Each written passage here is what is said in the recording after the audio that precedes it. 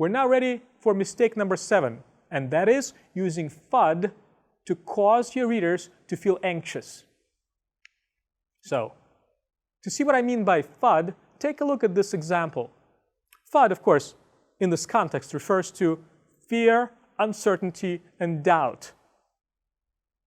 We tend to include FUD in our content, sometimes even if we try not to, which means that we're overblowing the threat and we're avoiding being specific about the risks that we want the user to think about, or rather, the risks that we want the reader to think about. So spend a few moments looking at this example and see if you agree with me that there might be a little bit too much an anxiety-inducing FUD here. What do you think?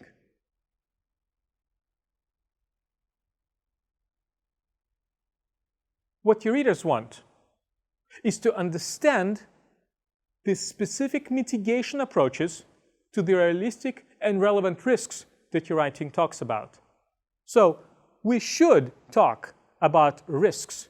We should talk about the items that the reader should be afraid of. But these items should be realistic, relevant to the reader, and they should be specific. These items should have associated mitigation approaches. That is the difference between FUD and realistic risks that your writing might describe.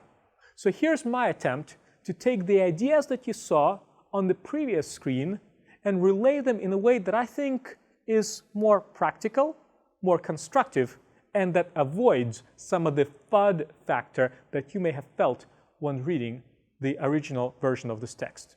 Take a look and see if you agree that this is more effective cybersecurity writing. So my advice to you is to exercise caution when using fear to frame problems in your writing. Now, as you know, the fear of a cybersecurity breach can motivate your readers to pay attention. Yes, you need to use fear, because after all, organizations are paying attention to security because they're concerned about risk. And that means that they're being, they're afraid of certain things happening. They want to anticipate, protect themselves against those risk factors.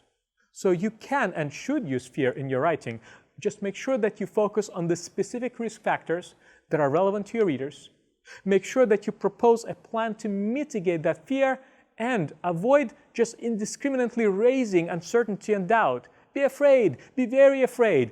Well, what does that mean? Be specific, make sure that the risks are relevant to your readers, propose a mitigation plan, avoid the FUD. The reason why it's so important to avoid FUD is because while fear, when used correctly and proportionately, is effective when discussing security concerns, what you want to avoid is causing your reader to feel anxious. You see, fear is a reaction to a specific threat that might have a countermeasure. In contrast, an anxiety is a general state of distress. And the problem with anxiety is that it can scare people into inaction. That's exactly what you need to avoid by staying away from FUD.